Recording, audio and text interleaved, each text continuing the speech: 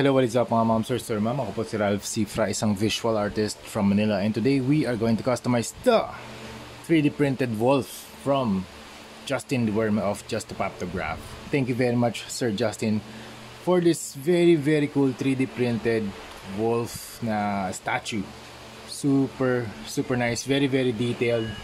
And ang gagawin natin dito, paint natin siya katulad ng colorway ng logo niya. Ito yung colorway ng logo niya, Just a Paptograph. So, shout out to Sir Justin.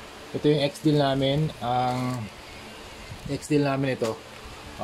In exchange for the professional fee, meron siyang binigay sa akin na Batman Hush and Armored Batman from Kingdom Come. Yan. So, yun.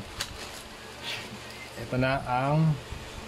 So, you have the wolf divided into 3 parts. So, you have the body, tapos you have the lower part of the body, yung legs, tapos yung waist. Ang iniisip ko na lang kung ano yung kulay ng kanyang pants or ng jeans pala. Tapos you have the rock base. Ang ganda ng pagkaka 3D print.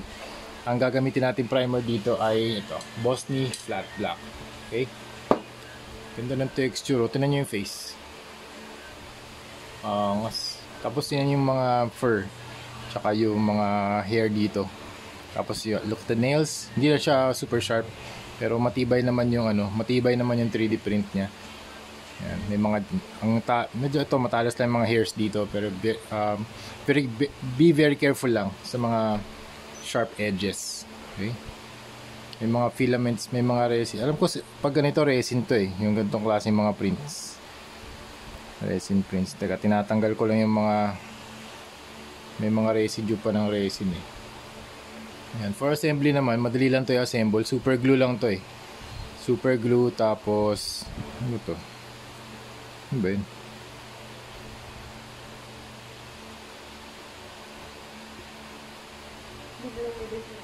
Super glue siya, tsaka parang may material pang dito Okay. Ayusin din natin mamaya yan. Tapos ito yung rock base. Kung naman yung rock base, tatanungin pa natin kay Sir Justin ko anong gusto niyang kulay dito. Pero ang sa akin nakikita ko syempre yung color blue na wolf, tapos medyo black or brown wash to, or maybe we can put some black na base and then gray wash, gray dry brushing, brown dry brushing, some reds, ganun. Okay, explore natin maya yan. Okay? Pero for now, sprayin muna natin ng Bosny. Okay, mga moms or sir ma'am, ito lang yung status ng ating wolf, 3D printed wolf for Justin Duerme of Just a Paptograph. Again, shout out to Justin Duerme of Just a Paptograph. Super cool ng 3D print na to. And gagawin natin siyang parang yung logo niya. Teka, pakita ko sa inyo. Ito yung logo niya. Yan, ganyan. Just a Paptograph. Blue wolf. Dati meron akong ginawang blue flash custom for him. Yun, gift ko yun sa kanya. Ngayon, ito ex-deal to. Yan, meron kaming deal para dito. In exchange for the professional fee, meron siyang mga binigay na mga figures. Yung Kingdom Come, Armored Batman, and Batman Hush. So yun, thank you very much, Sir Justin. Super cool collaboration project. So ito yung ano nga ba to? Rock base. Gagawin natin ngayon dito. So since meron na siyang flat black na na primer, naka-cure na to for 2 days yung first coat, tapos mga ilang hours yung second coat. And then ang gagawin natin, mag-dry brush tayo ng ito in order of ganito yung order ng paints na panda-dry brush natin dito sa figure. So mimix ko tong dalawa, intense violet and purple. So ito yung first. Second color, cobalt blue. And third color, light turquoise. Fourth color naman, yung mix ko tong dalawa for the highlights. Okay? So yun yung natin. Yun yung order ng mga pintura natin. Okay, first, ito muna. Intense violet and purple. Okay, so yung concept ng dry brush, mag-apply lang tayo ng paint dito sa figure using a brush na relatively dry. So kung load natin yung brush using paint dito from the palette. Kung dito, naka-load na to 100%, pati yung sides, yan, i-load ko na. Tatanggalin natin 85%. So, tatanggalin natin using any porous material. In this case, paper yung ginagamit ko. Tapos, yung concept ng dry brush, any portion dito sa Any surface na nakaangat, yun yung tatamaan ng dry brush. Any surface na nakalubog, yun yung hindi tatamaan ng dry brush. Okay? So, subukan natin dito sa likod. Yan. Ang tinatamaan lang niya yung mga nakaangat. Yan. So, yung fur, yan, yung skin, yan, yun lang yung tatamaan niya. Kung gusto niya naman daanan yung ilalim, mas diinan nyo. Yan. Okay, gagawin natin ito sa lahat ng parts. Okay, done na tayo sa intense violet at saka purple. So, ito na yung status niya. Yan. Ito na yung darkest color na i-apply natin dito sa purple. So, ito yung mga shadows. Actually, yung mga pinaka-dark dito, yung black talaga. Ito yung first level. Siguro halos base coat na rin itong ibang parts eh. Pero dry brushing pa rin to para magkaroon lang ng ng texture. Tapos ano lang to, layering lang ng mga paints. So next layer natin, cobalt blue naman. Yan, okay, proceed tayo sa blue dry brushing. Okay, start ulit tayo sa likod. Yun, nagiging blue na siya.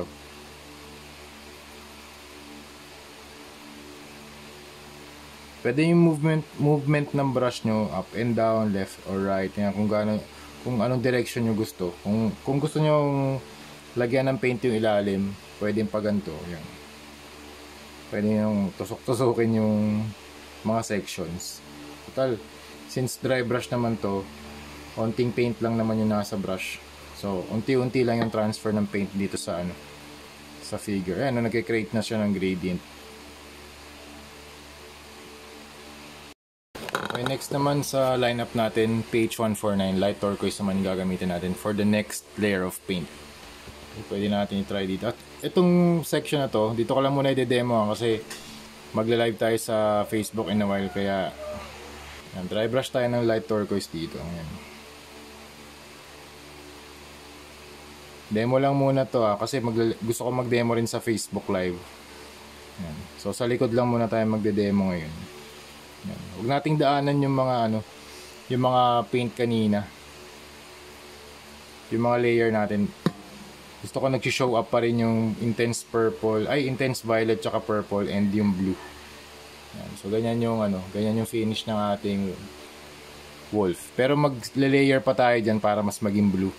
Yan. Mag-Facebook live muna tayo para mapakita natin sa client natin kung paano natin siya ginagawa live. So if you want to see me paint live, you can add me up sa Facebook. My Facebook name is Rain Cifra.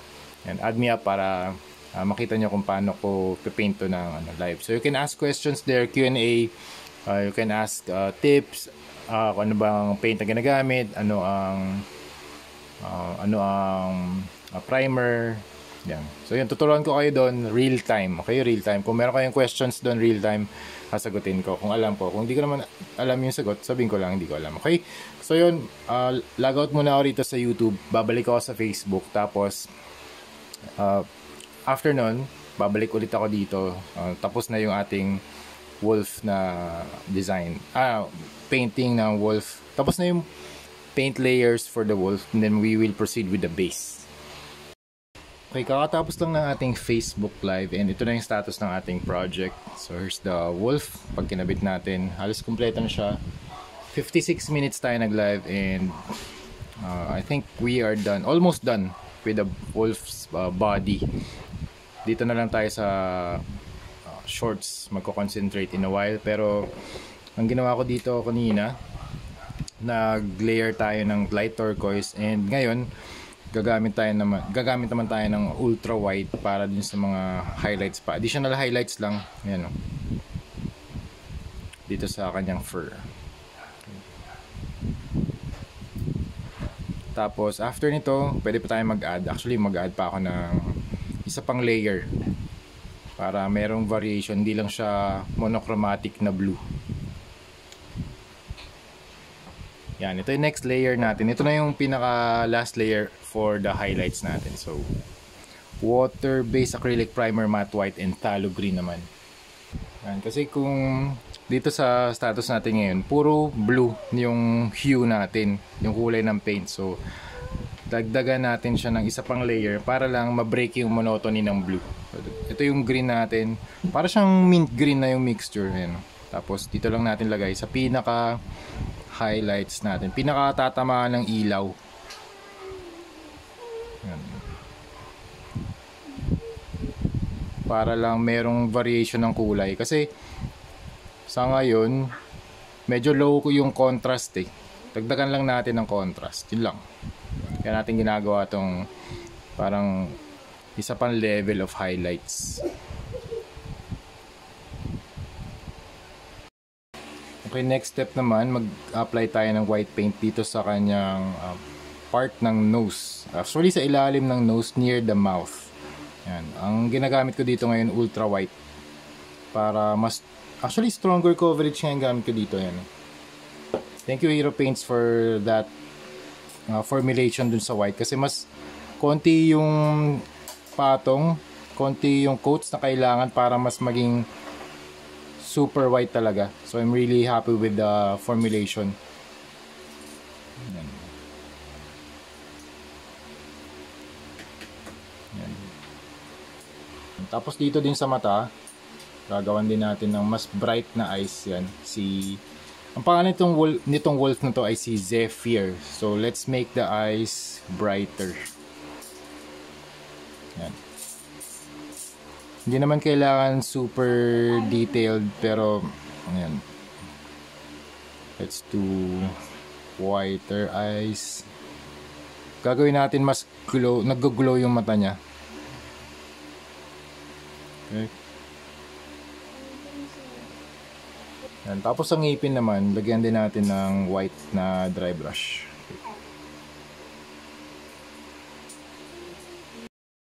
Para malagyan natin ng glow yung mata, gamit tayo ng lemon yellow from Hero Paints. Dry brush lang natin dito sa kanyang eyeball. Wait lang ah. Dry brush natin dito.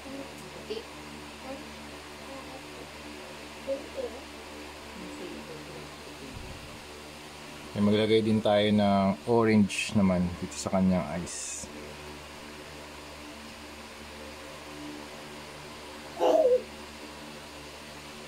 Okay, after ng gradient, mag-add tayo ng white sa gitna.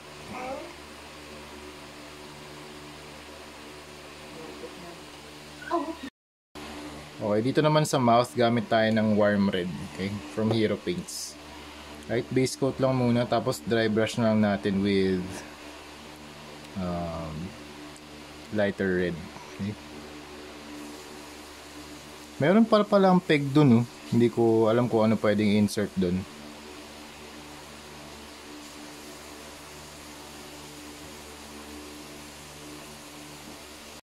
Yan, sa pants naman, gamit tayo ng Hero Paints Leather Brown. Okay, base coat lang mga moms. Yan.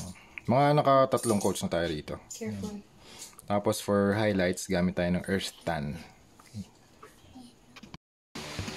And then for the highlights, gamit tayo ng PH 109 Earth Tan. Okay, try natin highlights.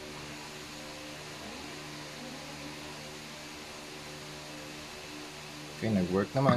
Okay, goods naman.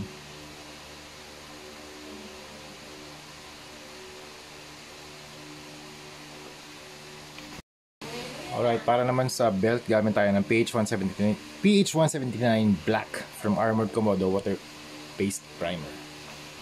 Okay, dito lang belt. Okay, para dito naman sa rock base, mag Facebook live muna tayo. Ito yung paint natin live. Actually part 2 na yung sa Facebook live. Ito na yung status ng ating project. There you go. Meron na siyang glowing eyes, tapos red mouth, white sa cheeks, tapos leather brown na pants, black na belt, and then the overall na color ng kanyang katawan ay mix ng purple, cobalt blue, and turquoise. Okay, for the rock, ito yung gagamitin natin sa Facebook live natin. Hero Water Based Acrylic Primer Matte Gray, Leather Brown, at saka Earth Tan for the highlights. And then sa last layer, siguro pwede tayong mag-add ng white. Tapos dito, kung saan siya nakatapak, mag-add siguro tayo ng layer of blue highlights dito. Ayan, para magical yung yung inaapakan niya. Parang nag-glow yung footsteps niya.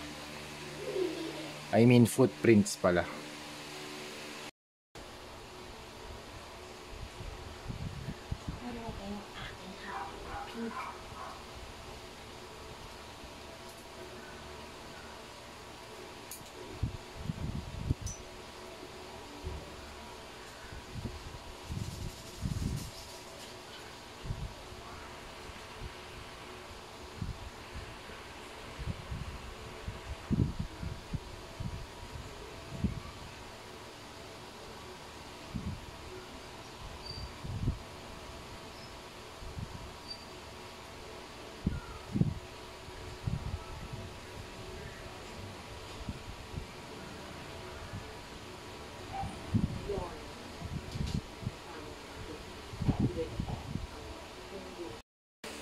And we are back dito sa ating project. Actually, halos tapos na to. Yung rock, pininta ko via Facebook Live. So if you want to see me live, add me up on Facebook. My Facebook name is Rain Cifra. Okay, dito naman sa ice niya.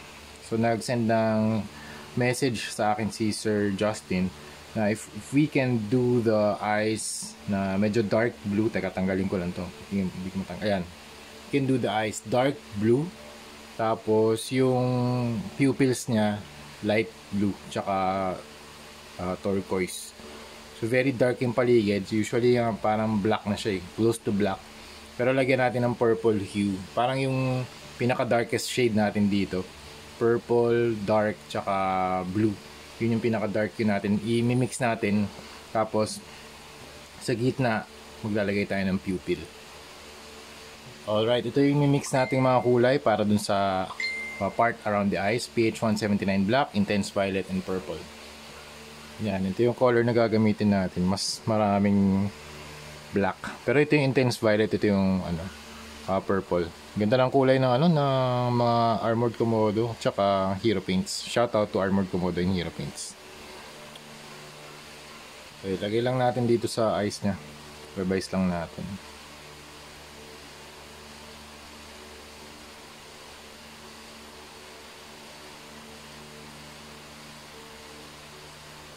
Tanggalin natin yung highlights na yellow.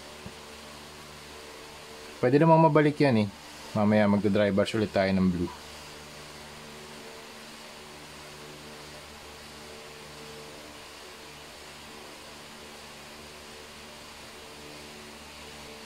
Okay, after ng base coat sa gilid, sa gitna, base coat yung ginawa natin. Pero dito sa gilid, dry brushing para medyo mas smooth yung transition niya. Okay, next, gamit naman tayo ng cobalt blue.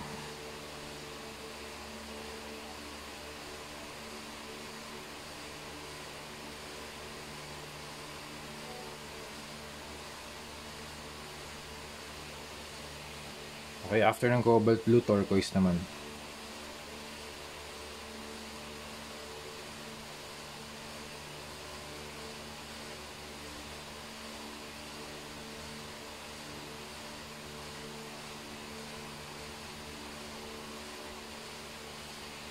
Okay, tapos yung last color, nag-add lang ako ng white.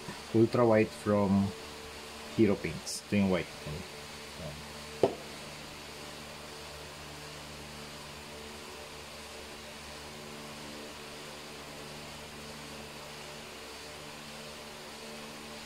Yan. Tapos yung pupils. Yung pupils niya, color blue. Try natin dito.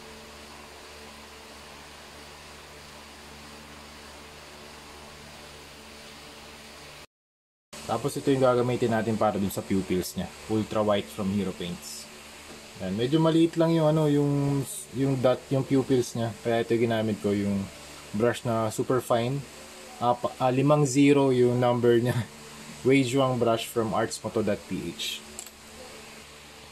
Yan. So ganyan na yung pupils niya. Maliit lang na white. Tapos merong konting gradient around the pupils. Yan. Zephyr. Tapos revise na rin yung mata niya, sir. Yan. Meron lang dark area around the eyes, tapos dot yung kanyang pupils. Yan, mas closer look. Yan. Tapos gagawa na rin tayo ng ng review kung paano, tutorial pala kung paano ko siya ginawa. Yun, sir. Thank you very much, Sir Justin. Tapos na tayo rito. Ang next step na lang dito yung top coat. Tapos ipapackage ko na. Dito pa yung box mo, sir. Gagamitin ko rin yung box mo para safe dumating sa iyo, sir. Okay, thank you very much, Sir Justin.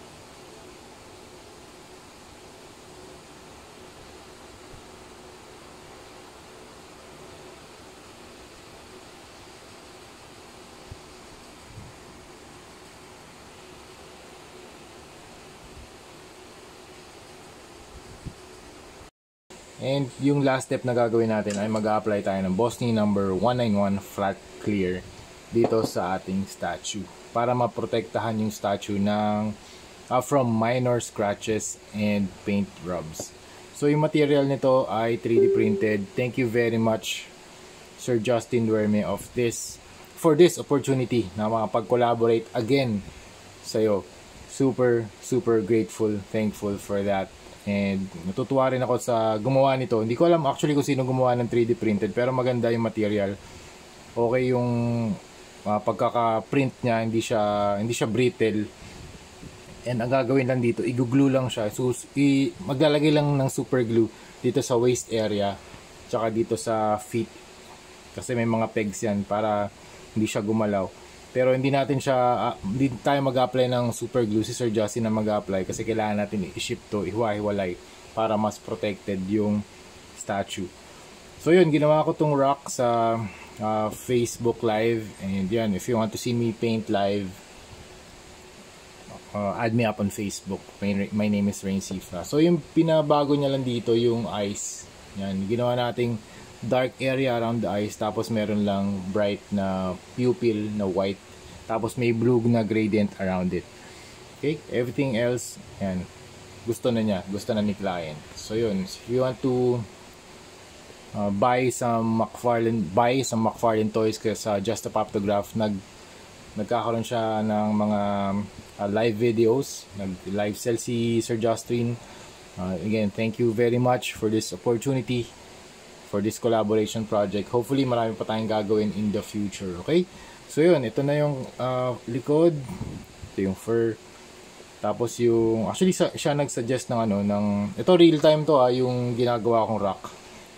Sabi ko sa Facebook, I will be painting a rock base. Tapos nanonood siya, tapos nagsuggest siya ng how about some lightning effects. Sabi ko, okay yun, maganda yun. So real time, kung kayo yung client ko, real time pwede kayo magpa-revise. So real time ginawa ko yun dun sa Facebook Live. Okay? So yan, ino-offer ko yan sa mga clients ko. So usually yung mga gantong painting fees, professional fee ko ay around $280 each. Okay? So yan. So ang aking low tier ay 100. Teka, nasaan na ba yung rate card ko? Dito, tinan ko lang